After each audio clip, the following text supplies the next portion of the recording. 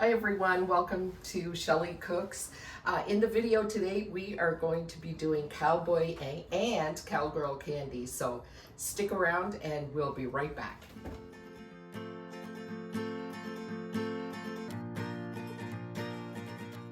So Cowboy and Cowgirl candy, it's basically a candied jalapeno.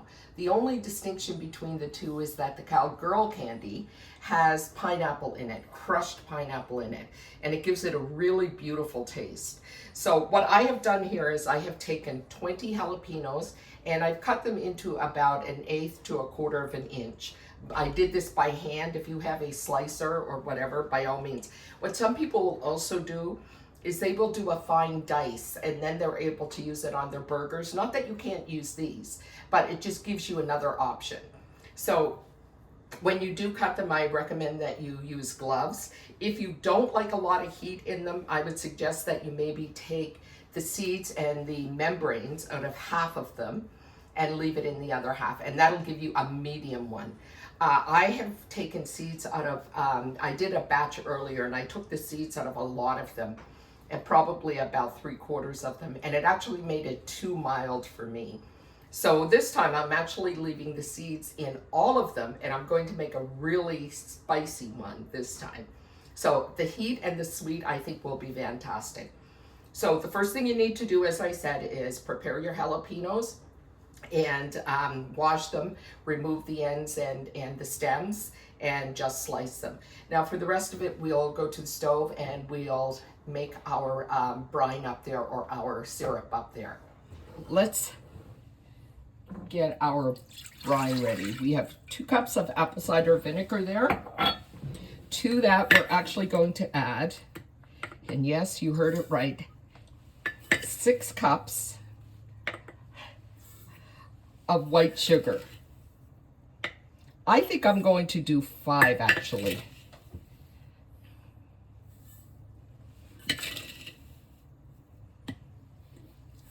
Okay, I'm going to do 5 because the last one I made with light heat, actually by removing, by removing a lot of the seeds and membranes in about 3/4 of them, I found that it was very sweet.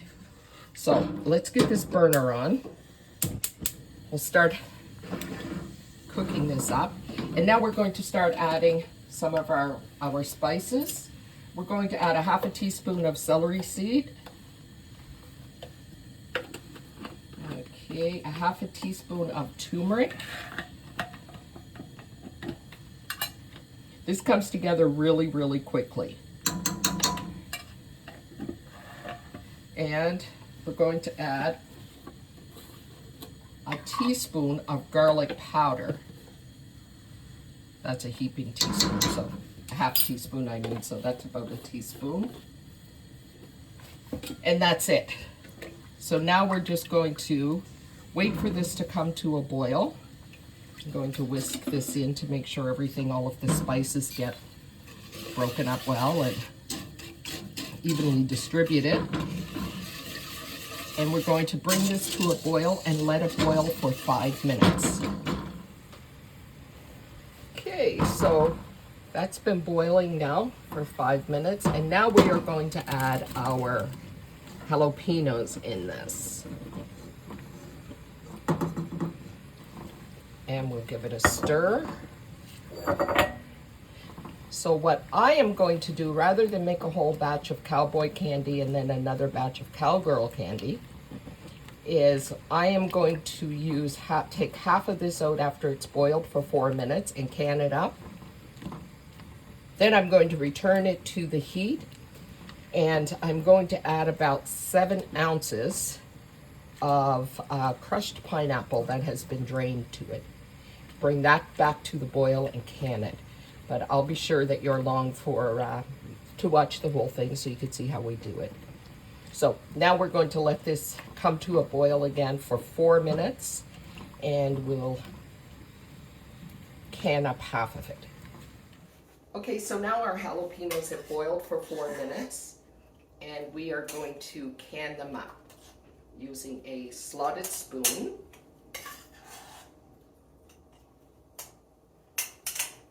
Okay, then I am going to add some broth. But I start out with the slotted spoon to make sure we get lots of the jalapenos in it. So, let's see. As I said earlier, I am going to be doing this in 2 ways. I'm actually going to, I don't know if it's recommended by canning experts or not, but having done the Cowgirl candy, I know that I can divide this batch into Cowgirl candy and Cowboy candy. So I actually have 2 jars of Cowboy candy. I don't know if I told you or not, but I actually weighed the jalapenos out before I put them in the pot, and what we had was 2.1 pounds. So make sure that you leave a 1/2 inch headspace for those. And now we have a lot of brine left, and we still have some of our Cowgirl candy, our jalapenos left, Cowboy candy. So what I have here is a 13-ounce can of crushed pineapple. And I've drained it, and I was only going to use half of it because we have so much broth left, and or the syrup liquid that's in this. I'm not sure if you would call it, I don't think you would call it a broth because it's actually quite sweet. I am going to add the whole thing in, and now I'm going to return this to the heat, bring it back to the boil to make sure that the pineapple comes to the boil well, and comes to a full boil with the jalapenos that are left. So I am debubbling these.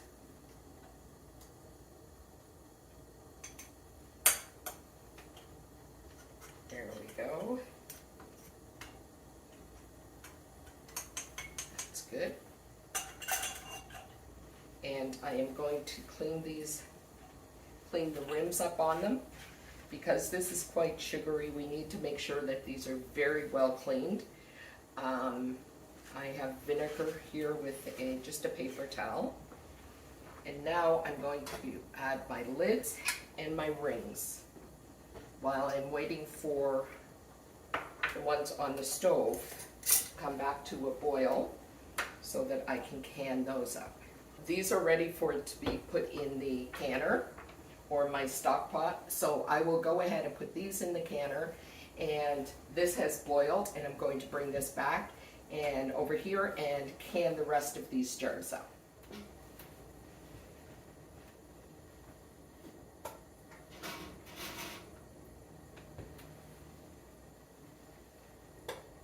So here we are, we're going to finish up the rest of the canning of this jalapeno pineapple mix. And this is where this becomes Cowgirl candy.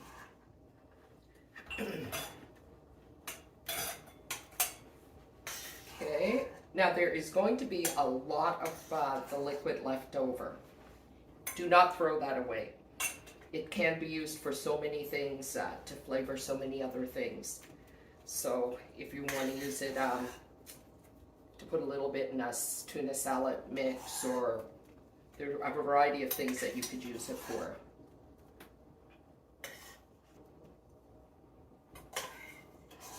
So for this mix, this is really good. The Cowgirl candy is really, really good. I prefer this with cheese and crackers to the Cowboy candy.